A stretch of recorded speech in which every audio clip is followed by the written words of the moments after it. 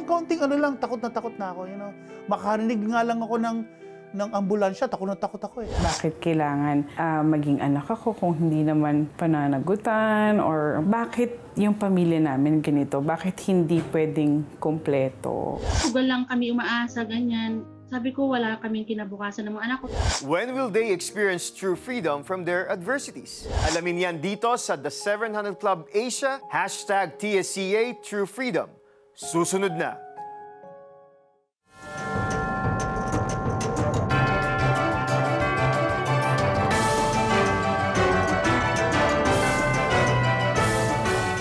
Sa ngalan ng ating kasamang si Peter Kairos, isang mapagpalang araw ang aming ipinaaabot sa inyo. Saan mang panig ng mundo kayo naroroon, nawa ay nasa payapa kayong kalagayan. Felici, meron bang isang bagay na maituturing mong naging bilanggo ka nito? Siguro naaalala ko, Eric, yung isang video game. Medyo na-addict ako doon na hindi ko na mas... Alam mo yun, yung parang nawawalan ka na ng self-control. Yung Plants vs. Zombies. Yung panahon, no, way back. Pero I knew that, you know, yung sinasabi na sa akin ng spirit na, hoy, tama na yan, ha? You can do something more, you know, you can redeem your time in a better way, ganyan. Wow. So, pero it is only through the grace of God rin. Amen. Ikaw ba? Meron ka bang... Hindi naman ako na-addict or naging bilanggo ng isang bagay. Pero yung idea na bilang tatay, nang nagsisimula pa lang kami, I feel inadequate. Yeah. Yung meron akong kulang, hindi ako sapat. Minsan nararamdaman ko pa rin yun. Okay. Ayan. Kayo, ano ang gumapo sa inyong buhay at paano kayo nakalaya? I-share nyo yan sa amin upang makapagbigay kayo ng inspirasyon at pag-asa sa ating mga viewers. Mag-log on sa cbnation.org/mediacenter. Gamitin ang #TSCA True Freedom. Sa una nating kwento, simula pagkabata ay bilanggo ng takot si Christian. Paano yun nagsimula at paano siya nakalaya? Panuuri natin ang kanyang kwento. 5 taong gulang si Elmore nang magkaroon ng di malilimutang karanasan sa panonood ng horror film. I did number 1. You know, sa takot. Tapos iyak ko, nanginginig ako.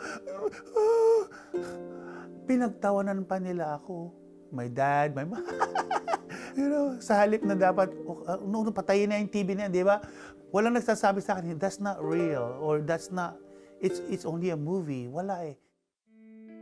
Ang matinding takot ay nadala ni Elmore sa kanyang paglaki at kalaunay naging bihag na siya nito. I always feel inferior. Halimbawa, may declamation sa class, hindi ako makapag-declaim kasi may fearful ako, I might fail. Ibang kaunting ano lang, takot na ako, you know. Makarinig nga lang ako ng ambulansya, takot na ako eh. Bagamat nagmula sa Kristiyanong pamilya, bigo si Elmore na labanan ng kanyang pananampalataya ang takot. Bagkos ay lalo pa siyang nanood ng horror films at sumubok pa ng gawain ng okultismo gamit ang Spirit of the Glass.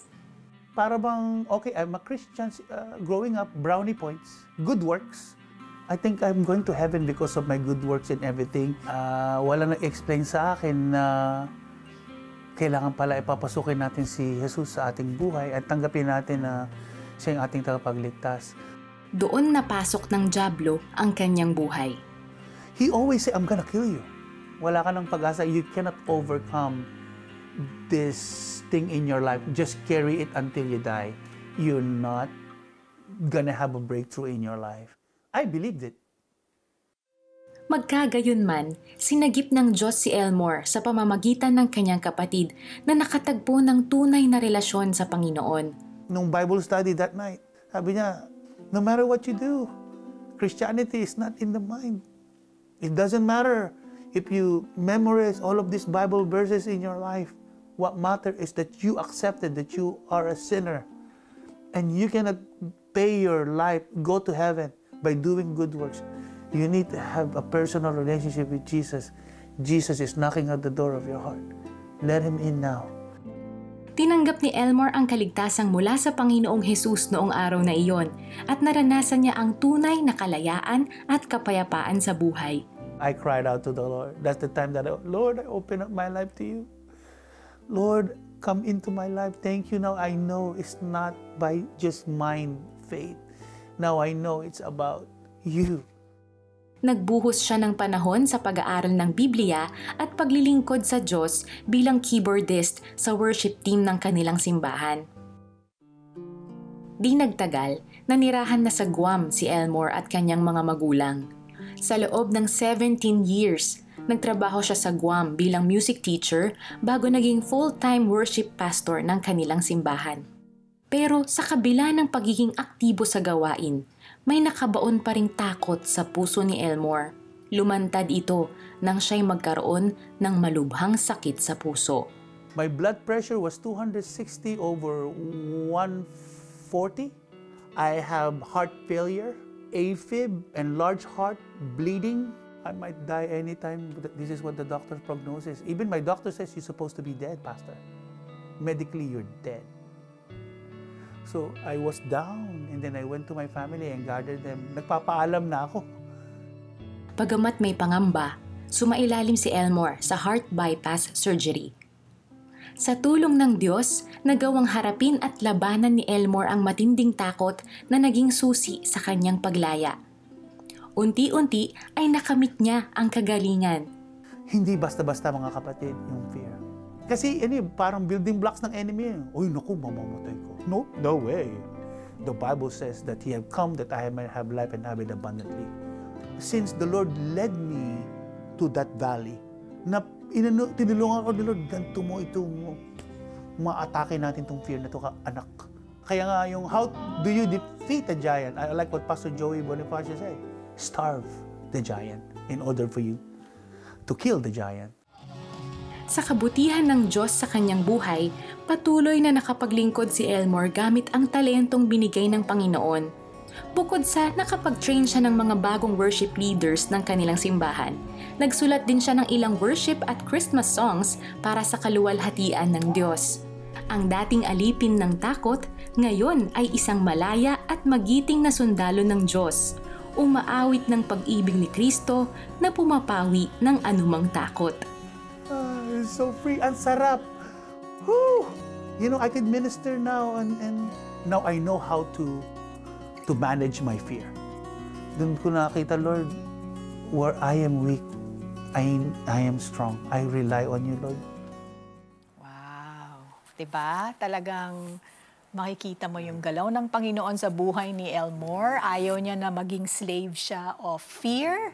Diba? And actually, when we surrender our lives to someone, pwede mong sabihin matakot ka dun sa sinusukuan mo, di ba? Yes, tama. But when you suko to the Lord, when you surrender to the Lord, His love will take away your fears. Tama yan. No? Nagmamanifest physically Oo. yung spiritual oppression Correct. na meron kay Elmore. Kaya naman, hirap din siyang imagine mo, nagkasakit pa. No? It went to a disease and we need that true freedom. In Christ. Amen. Yes. Napakaraming bagay ang kinatatakutan natin sa mundo. Pagkakasakit, kamatayan, and worst of all, the fear of the unknown. Pero alam nyo ba, may kapangyarihan tayong labanan ang takot at pangamba. Ang sabi nga ni Apostol Pablo, ang espiritong ibinigay sa atin ng Diyos ay hindi espiritu ng kahinaan ng loob, kundi espiritu ng kapangyarihan, pag-ibig, at pagpipigil sa sarili. Amen.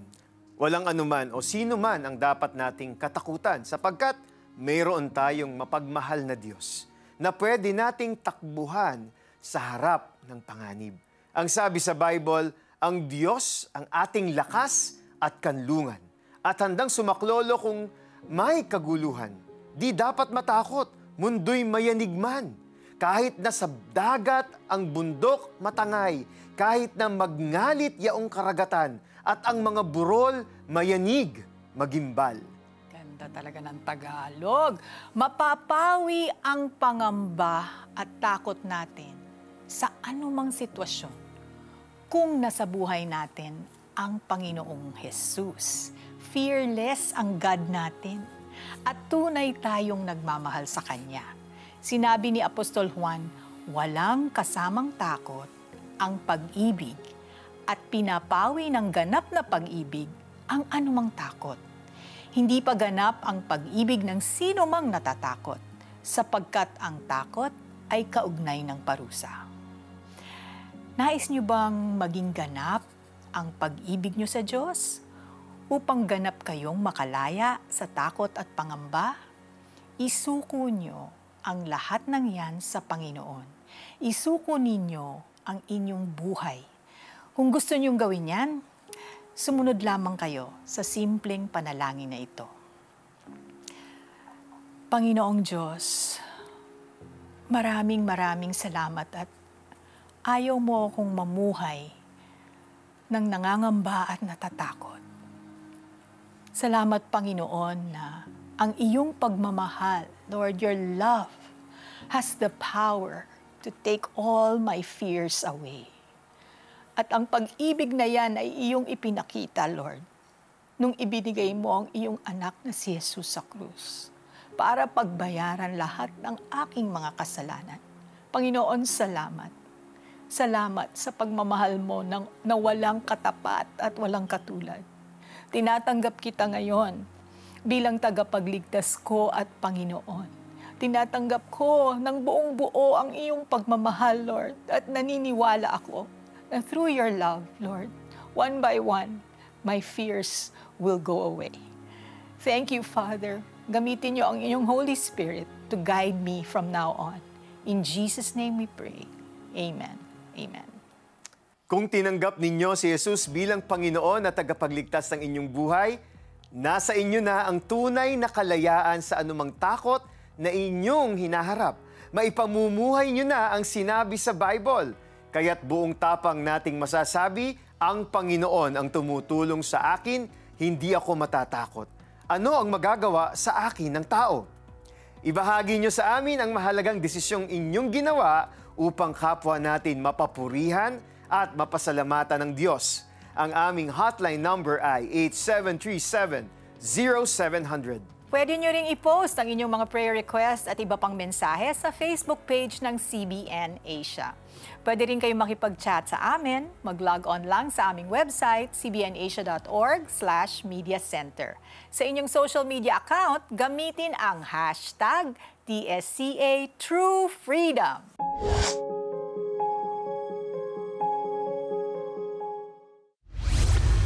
Ang nakikita mo ngayon ay yung pinapatay na Israel and you have a heartbeat, kurot sa puso. Puno ng lungkot at bighati ang kilalang negosyante at Israel supporter na si Grace Gupana sa mga nangyayari ngayon sa Israel at sa mga mamamayan nito, lalo na sa walang awang pagpatay ng teroristang grupong Hamas sa libo-libong mga inosenteng tao sa Israel, mapabata man o matanda. Bakit ganon? Hindi man lang nila in-honor yung biblical festival, whereas I am also here in times of Ramadan, pero walang gulo, hindi sila pinapakialaman. There is a support.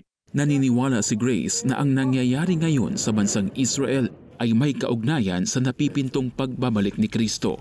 Kaya mahalaga na ang bawat Kristiyano ay maging handa at ipanalangin ang kapayapaan ng Israel. Ako si Joash Bermejo at ito ang CBN Asian News Pagsusuri.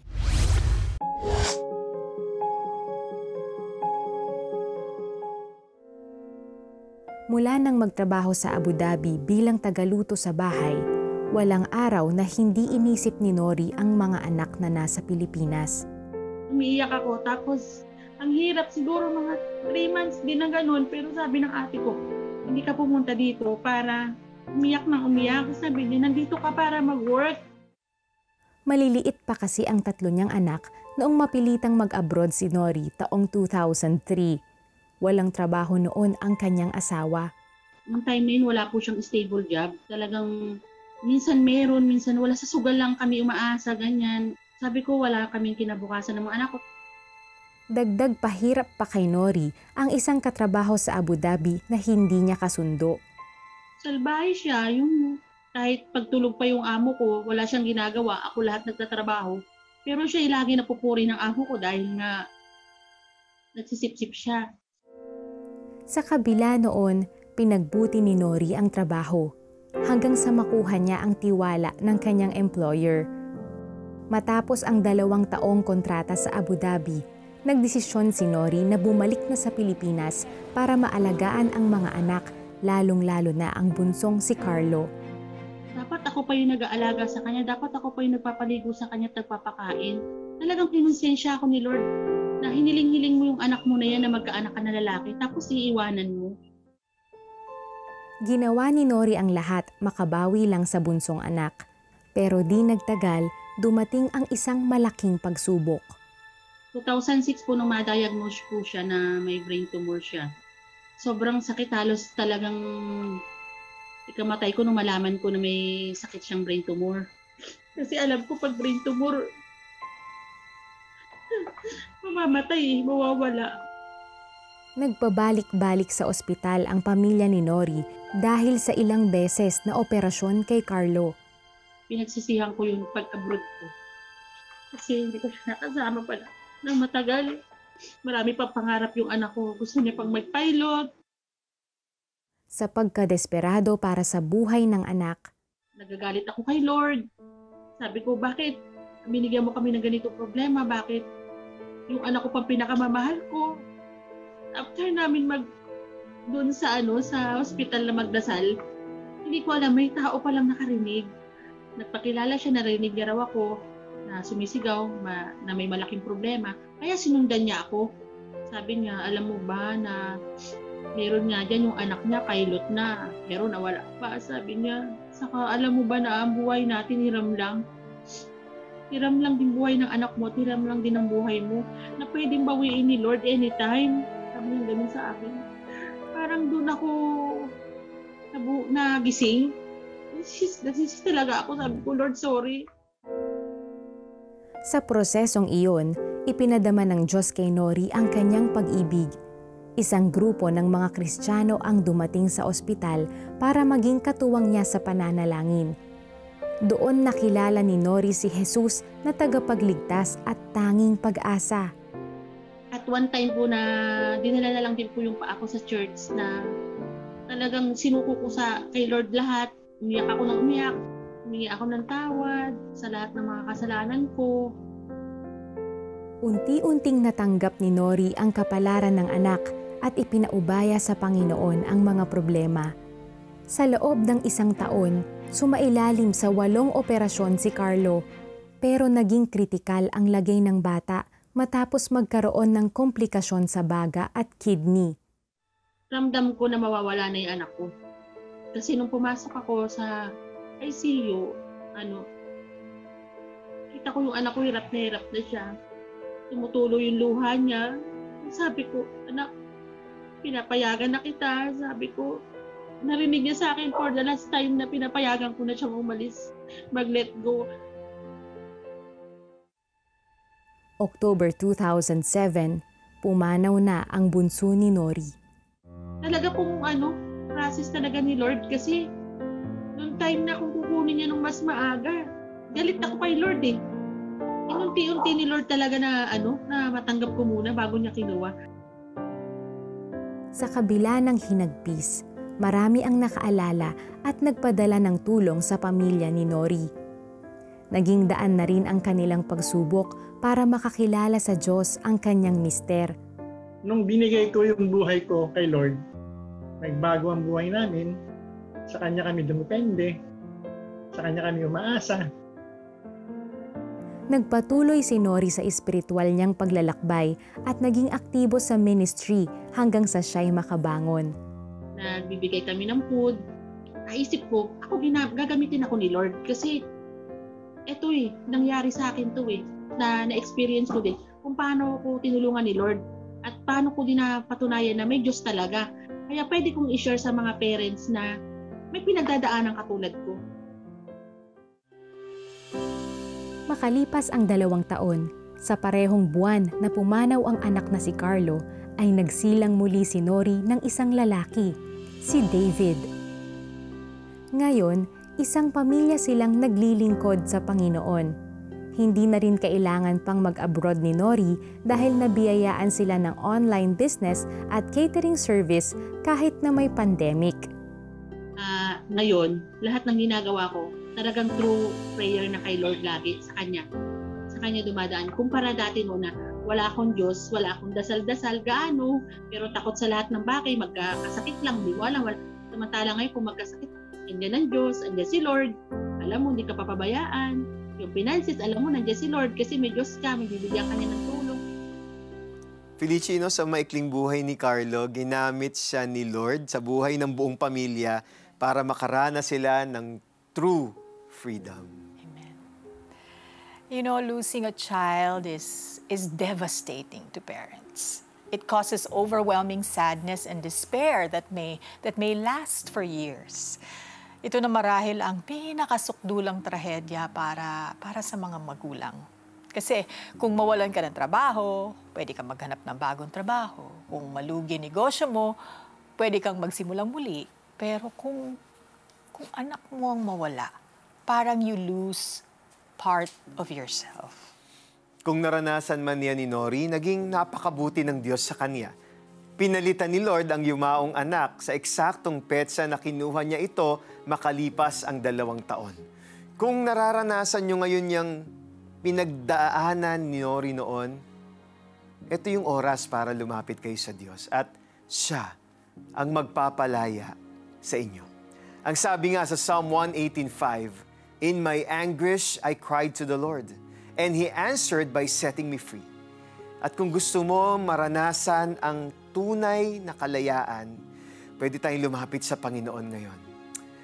Aming Diyos, Ama, sa langit, may mga nanonood ngayon, marahil nakakaranas ng pighati sa pagkawala ng kanilang mahal sa buhay. Palayain mo sila, Panginoon, sa gapos ng kalungkutan. Daanan lang po nila ito at huwag po silang manatiling malungkot at naglulugmok dahil ang tunay na kalayaan ay galing sa inyo. Kung may mga nakakaranas ng karamdaman, Panginoon, tanggalin niyo po ang karamdamang ito. Winawaksi namin ito sa pangalan ni Jesus. If there's anyone who is harboring bitterness sa kanilang puso, meron silang galit sa kanilang sarili, sa kanilang nakaraan, sa mga mistakes na ginawa nila, mistakes na ginawa ng mga tao sa kanila, Panginoon, palayain niyo po sila sa gapos ng pagpighati, ng galit, Panginoon. Ingatan niyo po sila, ang totoong kalayaan ay matatagpuan namin sa inyo lamang, Panginoong Hesukristo, sa pangalan ni Jesus. Amen. Amen.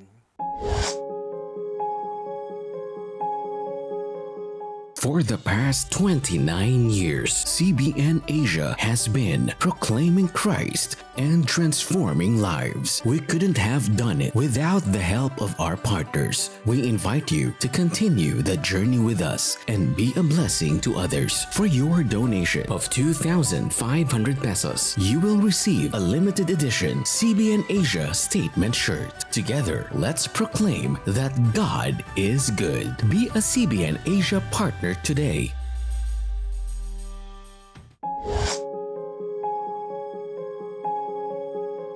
Hindi tama yung pag-ibig nila sa isa't isa. Bakit kailangan maging anak ako kung hindi naman pananagutan? Or bakit yung pamilya namin ganito? Bakit hindi pwedeng kumpleto?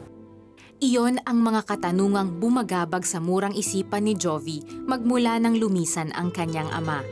Hindi kasal noon ang kanyang mga magulang nang siya ay mabuo.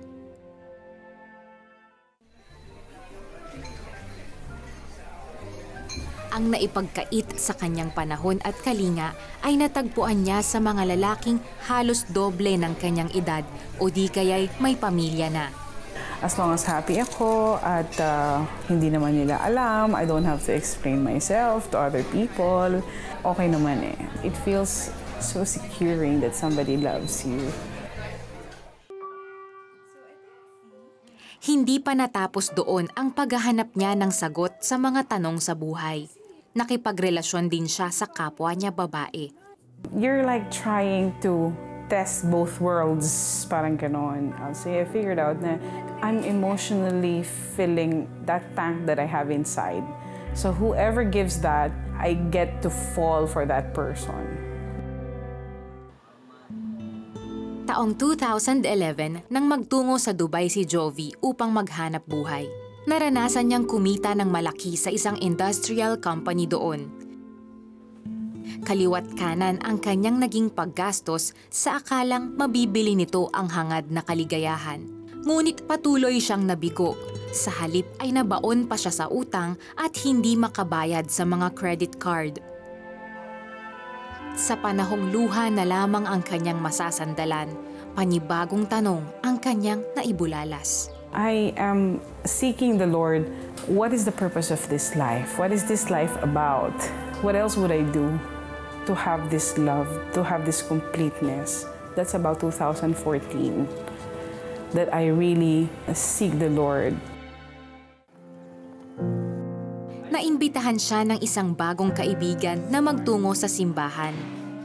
He was very excited as well to invite me in. He said, it's late at night. I said, no problem. And then I went. Hindi nga nagkamali si Jovi sa kanyang naging desisyon. Ginamit ng Diyos ang simbahan upang maging kanlungan niya sa gitna ng kanyang pag-iisa. Doon ay nadama niya ang mainit na pagyakap ng Diyos. Tinanggap niya ang kapatawaran ng Panginoon sa kanyang mga kasalanan. Unti-unti ay ginamot ni Jesus ang kanyang mga sugat na siyang nagpalaya sa kanya mula sa mapait na nakaraan. Binigyan siya ng pagkakataon ng Diyos na makasama ang kanyang ama ngayon at bumuo ng masayang relasyon. Kailangan ko itong seryosohin eh. And now I don't need approval of other people kasi I know who I am in Christ. My identity has been restored, has been redeemed. My destiny has been restored. Nagkaroon ng kabuluhan ang buhay ni Jovi. Naglilingkod siya ngayon sa Panginoon sa pamamagitan ng Praise and Worship Ministry sa simbahan sa Dubai. Nabigyan din siya ng bagong trabaho sa isang couture business. Nakabangon siya mula sa problemang pinansyal. God had put people in my life one by one to increase my faith, to recover my wealth, to take care of my health. I am getting at least double of the salary that I used to get, but I have double discipline that I used to get. So it's the discipline of my life that had changed. Nadama ni Jovi ang pagmamahal ng Ama sa Langit na nagbibigay sa lahat ng kanyang mga pangangailangan. Bukod sa material na bagay, pagmamahal na walang katumbas ang nadama niya mula sa Diyos Ama. This is the point that I'm really enjoying the life that is a gift from the Lord. And He has blessed me so much. Like, I have to remind myself that I am unbelievably favored in all areas. So when I start to hold His promise, He never failed a bit. The feeling of rejection and abandonment in childhood has left an indelible memory in Jovi.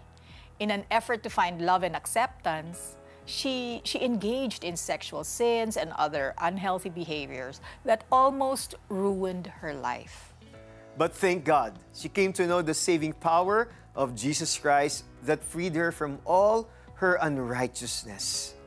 In Christ, we have unimaginable freedom. He gives us freedom from sin, which means we are no longer slaves to sin. He gives us freedom from condemnation. Christ is our master, and sin has no hold on us. If Christ is our master, we must abide in Him and live according to His word. For only then can we experience true freedom. James, the brother of Jesus, says, "The man who looks intently into the perfect law that gives freedom and continues to do this, not forgetting what he has heard, but doing it, he will be blessed in what he does." We must cherish the freedom we have received from sin and condemnation. Therefore, we must live a life that is worthy of what Christ has done for us.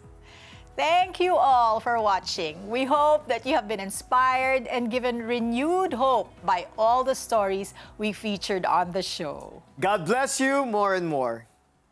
Ngayong Martes, Pag-ibig na buo sa lamay ng patay. renta ng bahay, himalang nabayaran sa gitna ng kawalan. At paano nagkaroon ng magandang bahay ang mag-asawang ito gayong nalimas ng sunog ang lahat. Plus, paano naman sinagot ni God ang panalangin ni Joffer para magkaroon ng bagong sasakyan? Alamin ang mga kasagutan sa The Best is Yet to Come. Tampok sa The 700 Club Asia. Martes, alas 12 ng gabi sa GMA.